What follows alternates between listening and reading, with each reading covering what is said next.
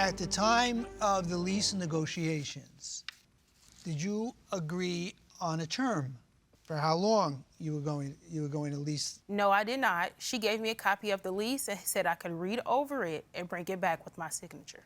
That's not true. But did you know that she was asking you to be committed to a one-year lease? Yes, I did. And would that have been something that you would have agreed to? Yes. Let's assume, for the sake of argument, that you're correct. You didn't sign it. And therefore, the written lease is not effective. However, you can have a verbal agreement as to a lease that is as long as 1 year, and you'd be bound by that. And wouldn't it make sense for us to assume that you read the lease and you okayed the terms by signing the addendum? No, Your Honor. So were you trying to be slick with the plaintiff then? No, Your Honor. Whitney Jackson never stated that this form that I signed was a continuance of the lease. So let's say that it wasn't signed, but that doesn't mean you didn't agree to take possession of the premises, because she wouldn't have let you go in there as a tenant unless she understood that you were agreeing to that. You were going to be a long-term tenant. Right. Let me stay with you for a moment.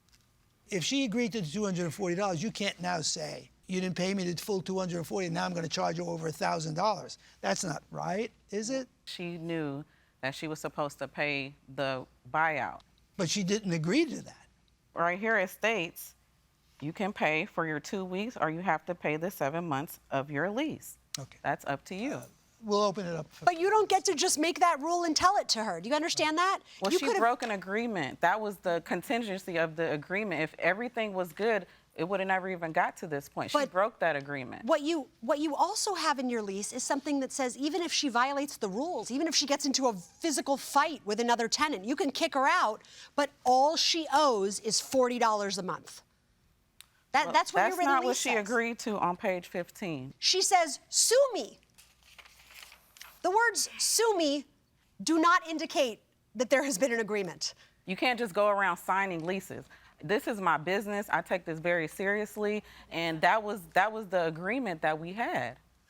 But there's no agreement there because the actual lease, no. If I have an agreement with someone that says I can break the lease for $40 a month, they better not sue me for the entire amount owed, because that would be contrary to our written agreement. It's not that really simple. if that's what it says here. But she didn't agree to that. You see what I'm saying? You could say anything to anybody.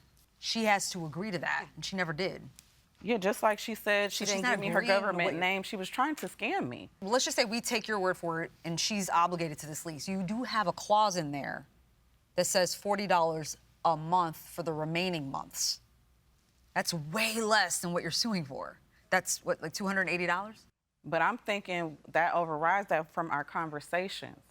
Do you think it's fair that the defendant paid you $120, which you accepted, and now you would be entitled to over $1,000? If we're going on fair, that's not fair for her to just break a lease. Right. She's not to be slick. And nobody's saying that we're going along with perhaps an element of slickness here, but we have to follow the law too. So she's just lying under oath. All right. Anything further? Yeah. All right, we're going to excuse both parties. Thank you very much. All right, Ms. Jackson, Ms. Craig, we have come to a unanimous verdict. Ms. Jackson, we believe that the defendant signed a year agreement, okay? She signed off on this addendum. It was a part of this contract, but then the defendant wanted to break the lease. And you two agreed that she can do that if she paid 4 weeks of rent. There was an accord, but no satisfaction because the defendant failed to pay the 4 weeks. She only paid 2 weeks. So at that point, we now rely on the written contract. And in the written contract, it states that if a tenant wants to break the lease, they now owe $40 a month for the remaining lease term. So that would mean she had 7 months left, and at $40 a month, that would be a judgment in your favor for $280. That's the judgment of the court.